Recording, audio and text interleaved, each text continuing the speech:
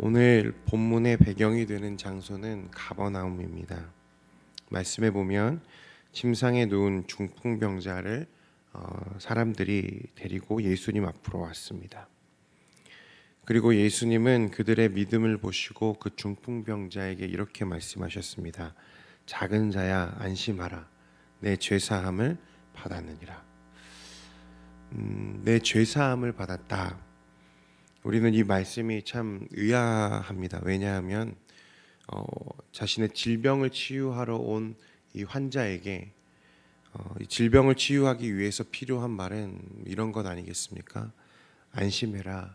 내가 너의 질병이 낫기를, 이 병이 치유되기를 원하노라. 이렇게 말씀하셔야 되는데 그렇게 말씀하지 않으시고 내 죄사함을 받았느니라 이렇게 말씀하십니다.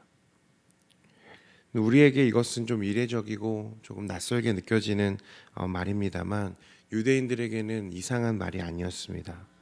왜냐하면 당시 유대인들에게는 이 병이 이 죄에서 온다고 생각하는 사상이 있었기 때문입니다. 실제로 그러한 말씀들이 성경에도 종종 나타나고 있는데요. 대표적으로 레위기 26장 16절 말씀에 보면 내가 이같이 너희에게 행하리니 곧 내가 너희에게 놀라운 재앙을 내려 폐병과 열병으로 눈이 어둡고 생명이 쇠약하게 할 것이요. 또 신명기 28장 22절에 이런 말씀이 있습니다. 여호와께서 폐병과 열병과 염증과 학질과 한재와 풍재와 썩는 재앙으로 너를 치시리니. 하나님의 말씀을 거역한 이 패역한 이스라엘 백성에게 혹은 하나님의 말씀을 떠났을 때 하나님이 주시는 이 질병, 이 죄로부터 발생되는 이 질병에 대한 말씀입니다. 따라서 당시 유대인들에게 이 죄 용서로 중풍병이 치유된다고 하는 이 논리 자체는 또 청중들에게는 낯선 상황이 아니었다는 것입니다. 그런데 문제는 지금 누가 이 죄 용서를 선언하고 계시다는 겁니까? 예수님께서 이 환자의 죄사함을 선포하고 계시다는 것이 문제입니다. 아니나 다를까 말씀해 보면 어떤 서기관들이 속으로 이르되 이 사람이 신성을 모독하도다 이렇게 말씀합니다. 죄를 용서하시는 것이 하나님의 고유 권한이라는 것은 구약과 유대교의 근본 신앙입니다. 이스라엘의 죄사함의 선포는 오직 대속죄일에 대제사장이 지성소에 들어가 이 속죄제를 드림으로써 하나님의 용서가 회중들 가운데 선포되었습니다. 대제사장의 권위가 아니라 이를 용서하시는 것은 하나님의 권위, 하나님의 권한이었다는 거죠. 이 같은 사실은 유대인이라면 어린아이도 모두 아는 사실이었습니다. 그런데 예수님은 이 중풍병자를 보시면서 아피엔타이, 내 죄가 용서받았다 이렇게 선언하셨습니다. 그리고 우리는 잘 아는 것처럼 이것이 다분히 의도적인 선언이었다는 것을 잘 알고 있습니다. 사람들이 어떻게 생각할지, 서기관들이 어떻게 받아들이고 반응할지 예수님은 이미 알고 계셨습니다. 그럼에도 불구하고 이렇게 선언하신 이유는 지금 이 병자를 치유하시는 예수님은 어떤 대제사장, 구약시대의 대제사장처럼 신적인 권위를 위양받은 것이 아니라 하나님 그 자체이심을, 예수님의 신성과 그 권위를 사람들에게 보이기 위한 의도적인 선언이었다는 것입니다. 이어지는 4절 5절 말씀을 보시면 드러나는데요. 같이 한번 보겠습니다. 시작. 예수께서 그 생각을 아시고 이르시되 너희가 어찌하여 마음에 악한 생각을 죄사함을 받았느리라 하는 말과 일어나 걸어가라 하는 말 중에 어느 것이 쉽겠느냐. 예수님은 지금 서기관들과 사람들의 마음에 일어난 이 불편한 또 불쾌한 감정을 정확하게 읽으시고 또 그들을 책망하셨습니다. 어찌하여 마음에 악한 생각을 하느냐. 그들은 눈을 뜨고 있어도 보지 못하고 귀가 있어도 듣지 못하는 사람들이죠. 예수님이 눈앞에 있음에도 수많은 이적과 수많은 가르침을 회중들에게 전파하고 있음에도 불구하고 여전히 그 예수님을 한 명의 선생님 혹은 한 명의 랍비로 여기고 있는 이 어리석은 이 청중들을 보면서 예수님은 그들이 알기를 원하셨습니다. 영적으로 병들어서 눈앞에 있는 예수님조차 알아보지 못하는 이 어리석은 사람들에게 예수님은 의도적으로 자신이 누구인지를 드러내고 계시는 거죠. 예수님도 알았습니다. 사실 이 사람의 중풍병만 고치기를 원하셨더라면 그를 위로하시고 내 병이 나았다 선언하시면 간단한 일이죠. 그랬다면 이런 논쟁은 피할 수 있습니다. 그것이 더 쉬운 일이라는 것을 예수님도 알았을 것입니다. 그러나 오늘 이 사건을 통해서 예수님이 진정으로 원하시는 것은 이 중풍병자의 병을 고치는 것뿐만이 아니라 오늘 이 사건을 목격하고 있는 이 사람들, 이 서기관들, 이스라엘 백성들의 이 영적인 질병들, 눈을 뜨고 있으나 보지 못하고 귀가 있으나 듣지 못하는 이 사람들의 영적인 질병 또한 함께 고치고자 하셨다는 것입니다.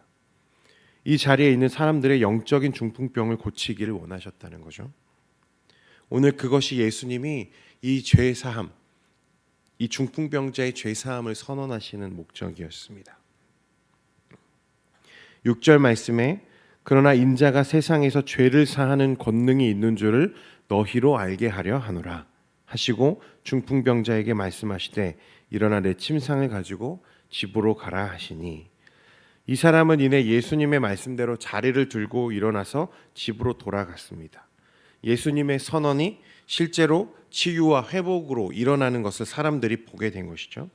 다시 말해 예수님의 말씀이 말뿐이 아니라 실제적인 능력과 변화, 회복 이런 모든 것을 포함한 권위적인 선언이었다는 것을 예수님은 사람들 앞에서 증명해 보이셨습니다.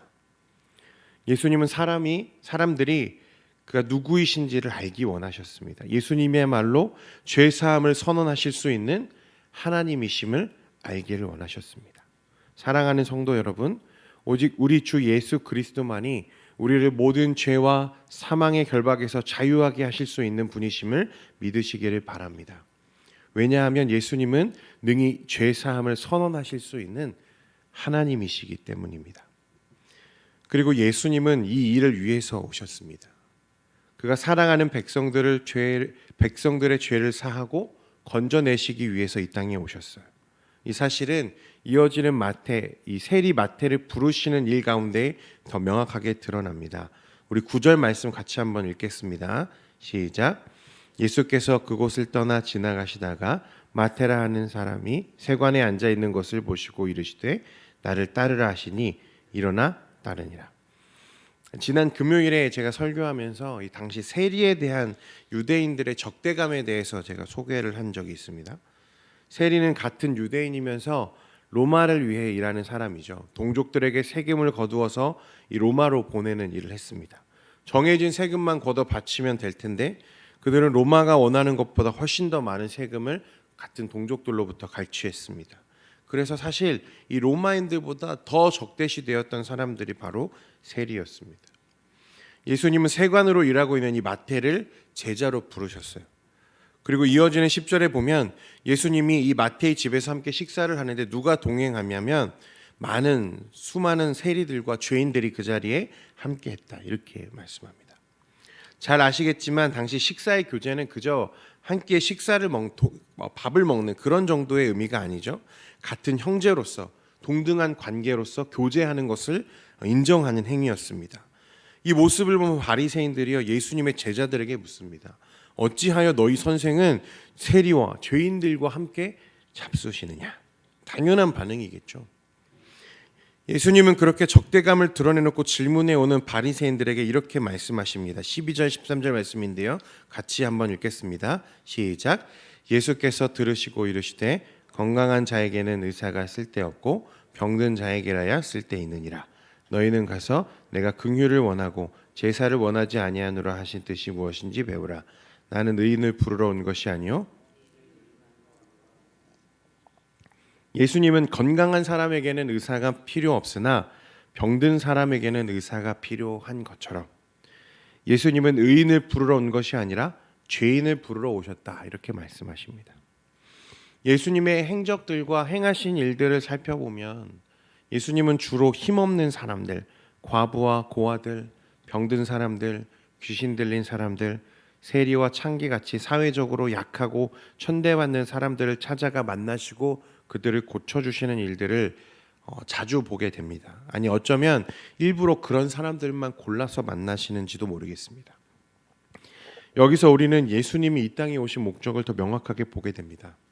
만약 예수님이 다른 랍비와 같이 자신의 유명세를 신경 쓰시는 분이었다면, 세상에서 더 많은 영향력을 갖는 것이 삶의 목적이었다면, 그런 사람들, 당시 사람들에게 인정받고 있던 종교 지도자들이나 정치인들, 또 황제를 만나며 교제하는 것이 더 훨씬 더 효과적인 일이 아니겠습니까? 그러나 예수님은 이 땅에 그런 목적으로 오신 것이 아니시죠. 예수님은 죄인을 위해서 이 땅에 오셨다 말씀하십니다.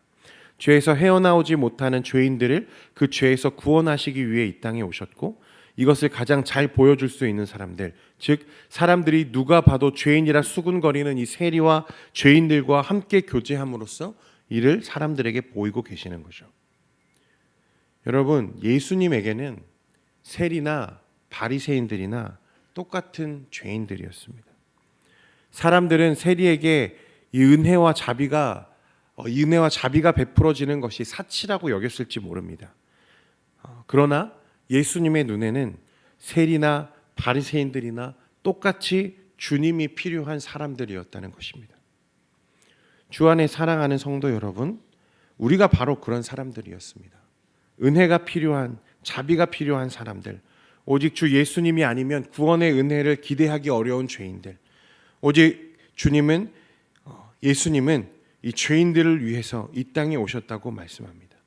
우리의 사회적인 위치, 가진 재물들, 우리의 자라온 환경들, 배경들, 이런 것들과는 상관없이 우리 모두는 주님의 은혜가 필요한 사람들인 줄 믿습니다. 오늘 우리를 구원하시기 위해 이 땅에 오신 예수님, 능히 우리 죄를 사하시고 덮어주실 수 있는 우리 주님과 깊이 동행하며 교제하는 여러분들 되시기를 주님의 이름으로 축원드립니다. 오늘 예수님은 일부러 사회적인 약자들, 종교 지도자들이나 더 높은 지위에 있는 사람들이 아니라 더 낮고 천대받고 사람들에게 무시당하는 세리와 죄인들과 함께 식사하시며 교제하시며 예수님이 이 땅에 오신 목적에 대해서 더 말씀하십니다. 나는 죄인을 부르러 왔노라. 사랑하는 성도 여러분, 오늘 이 예수님의 이 행적과 또 하신 일들을 우리가 묵상하면서 나에게 얼마나 예수님이 필요한 사람인지 우리가 다시 한번 고민하는 시간 되기를 축원드립니다. 기도하겠습니다.